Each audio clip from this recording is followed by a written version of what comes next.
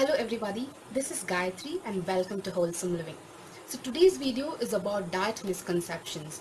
I recently watched this episode of a debate show called Nia Nana in Tamil, which had two teams, one that approved of dieting as a lifestyle and the other which does not approve the concept of dieting. On the whole, I was so surprised and it was truly an eye-opener when I could see that there were so many misconceptions about dieting even today. So I thought as a nutrition student, I should break it. So let's break it. First misconception. Diet is all about fasting. It is actually not so true. Diet has both kinds, the fasting one and the feasting one, I would say. Some diets intend to have more fasting, like an intermittent fasting where you follow 8 hours of eating and 16 hours of not eating, or 10 hours of eating and 14 hours of not eating. And that 16 hours or 14 hours includes your sleep. Now, there is the other kind of diet where there is more of a holistic approach wherein you eat almost 6 meals a day. The conventional pattern of eating is only 3 meals. However, you eat 6 times a day. But the difference is that the portions and the quality of the food you eat is all that matters. Dieting is all about skipping my favorites. No, you go to a nutritionist or a dietitian, the first thing they do is they ask for your favorite foods. And suppose you say you like cakes and you're eating it almost thrice a week. Now they reduce it to twice a week, then once a week, and then once in 2 weeks, and so on. So the stoppage is not all at once. It's gradual. Anything, not only with respect to junk food, even with respect to your staples or with respect to all the restrictions that you need to follow, it is a very gradual process. It's not that you have to skip it all at one go. That is actually when it feels very bad that you're not eating your favorites. And once in a while, having your favorites is no wrong. When you are actually motivated towards your target, you yourself tend to refrain from it, and even if not, you can have it once or twice more than the recommended level. That's not a problem once you're into control though. Coffee. Now coffee is something that most of them complain that I'm not able to drink during dieting. No, there are actually some of the coffee recipes which are recommended during dieting, like the bullet coffee. If you're talking about the conventional coffee, you can definitely drink it once or twice a day as an energy booster is okay. But beyond that, drinking coffee once in every hour or once in every 2 hours is definitely bad for health. Especially pregnant women are advised not to take coffee more than once a day because the caffeine has this property of stealing the calcium that is required for the body's maintenance. So drinking more than 2 cups a day is not allowed. Third misconception is that foods in diet is tasteless. I think this is mostly because everybody thinks only of salads when we say dieting.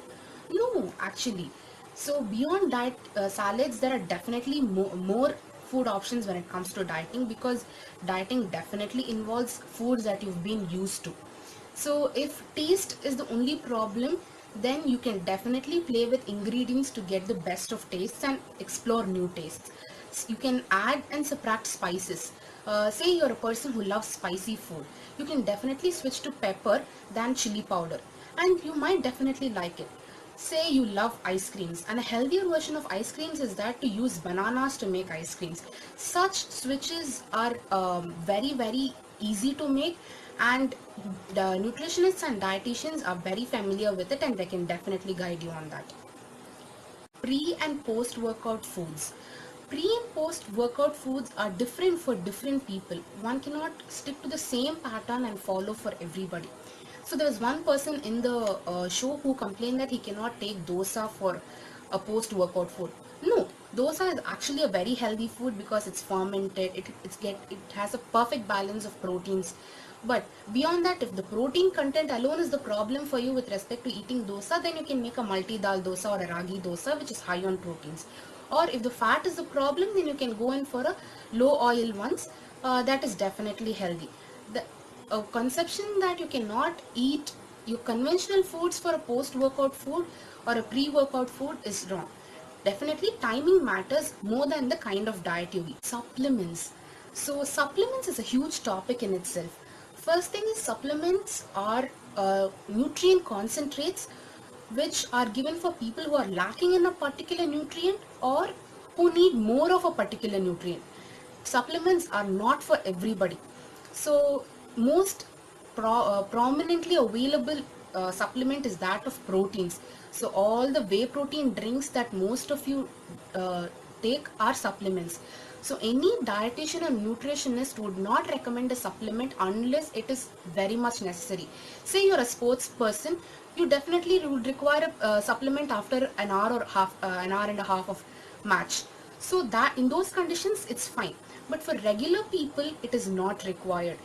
The idea of supplements being so common is because people go for nutritional uh, choices from gym trainers and other coaches who are trained in nutrition just for 6 months or a or a little longer.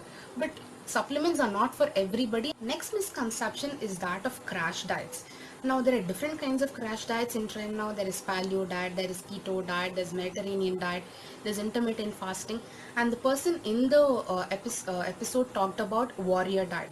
Now I'll just throw a small insight into what warrior diet is. Warrior diet, he said, was followed by warriors traditionally. Now just think of that kind of a lifestyle. People then, or those who were called as warriors, would have been in the war front for 6 a.m. to 6 p.m. So they would not have had a break in between, so they would have taken more of kanjis and other protein rich drinks, and dinner would have been the same, would have been the biggest meal they could have had. But the same cannot apply to today's lifestyle, because the kind of food that is available and the kind of position we are in is very different. There they definitely had a very high proportion of physical activity that we do not have, so it does not suit today's lifestyle. If you want to definitely follow only that kind of a diet, you must definitely consult a nutritionist or a dietitian before doing that. But it is not required for everybody, or even if weight loss is your goal, then definitely do not opt for that. Misconception is about approaching traditionalities. Now, traditional foods are not bad at all. They are very good, they are very, very well planned, they are very much balanced, but they are perfect for those kind of lifestyle or the lifestyle that was existing back then. See, for example, all of them had cow milk those days. Now, what is the availability of cow milk today? It's not possible that everybody can afford or everybody can get good quality cow milk. So, we need to make certain lifestyle changes to adopt to today's lifestyle. But you can definitely adopt them. If you're going to adopt them, adopt the lifestyle and the physical exertion also they were exerting. So the problem they had was about millets. Millets are definitely very good for their body, and millets have always had the same nutritional value. However, you feel today millets are expensive because only today that people have realized its actual value. 10 to 15 years back, the millets weren't so pricey because people never thought of millets as a very good source of protein, or did not even give it as much significance as it actually required. The next biggest problem about dieting is that food does not give me the emotional connect I have with food. So this is actually very relative. Some people say that, like me, say that food is all about filling their stomach and its nutritional value. If taste is what accounts to your happiness with food or the emotional connect with food, then you can play with spices or interchange ingredients to get that happiness. However, many of them think that food can be used as a solution for the emotional problems, which is actually wrong. If you are very angry and you want to consume a lot of sweets and you think that actually helps you come out of the anger, then it's wrong. What really happens is that you tend to overeat and you're eating one kind of food too much. That can either turn into food obsession, or you are doing what is called anxiety based eating. This will actually lead to future health problems. So if that is anxiety based eating is what you say there's an emotional connect with food, please change it. The next biggest misconception about dieting is that I will follow diets of actors or actresses to get a figure like them. No, not all diets suit everybody. And it's successful in a few cases, but not for everybody, especially in the long run. Each diet needs to be customized and has to surface the target of every individual separately. Two people living in the same house cannot have the same diet because the nutritional requirements are different. So according to the health issues, each of it has to be customized for different individuals. Even if it is a maintenance diet, it is different for different people. We can find a middle ground, but the same diet cannot be followed. Another biggest misconception I saw from the people who are dieting is that people who are not dieting or who are not into this kind of a lifestyle are unhealthy. No, it's not necessary that all of them have to be unhealthy. If they are consuming proper diet and are putting in proper amount of physical exercise to that particular diet and are making a healthy choices and have a very healthy body, both according to their mind and according to the blood reports and other health measurements, then they are definitely very healthy. It's not necessary that all those who are not following diet needs to be unhealthy. The next biggest question I think everybody needs to answer is that why diet should be focused beyond health and beauty concerns. So food is a part of every culture, and food has played a major role in every culture in displaying their richness and heritage. And this is because food has a huge value to play in everybody's life. So having a healthy diet is important and is essential because this is what you're going to transfer to the future generations. Your children are going to follow the same diet practices, food choices, and the same kind of diet that you are following today. If you show them a healthy way, they're going to continue the healthy way despite the changes in their surroundings. They will realize how to do healthier choices in the future.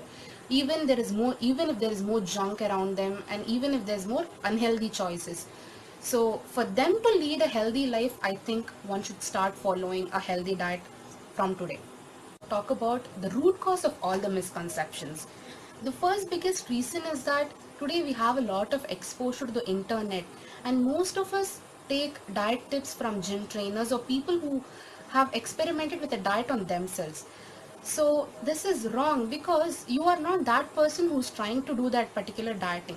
So each diet needs to be customized for your body. So please visit a nutritionist or a dietitian to get a proper diet plan. Course or a diploma will not suffice what a nutritionist or a dietitian does, because a nutritionist or a dietitian spends almost 5 years in learning the nutrition as a subject in itself. They consider food to be a medicine, food to be a remedy, and as good as medicine to help you come out of diseases. So a person who's like a wellness coach or a person who's a gym trainer who says that I've studied nutrition will not actually be able to give you the right diet plan. In the very first go, no dietitian or nutritionist is going to give you heavy supplements or foods which are very expensive. They definitely would ask for eating habits and your culture, your likes and dislikes, or a person who asks these alone is a true dietitian or a nutritionist. Hope you all found today's video very useful. If any doubts or queries or any other misconceptions do let me know in the comment section below. Don't forget to like, share, comment and subscribe to Wholesome Living. Thank you for watching. Have a great day. Bye-bye.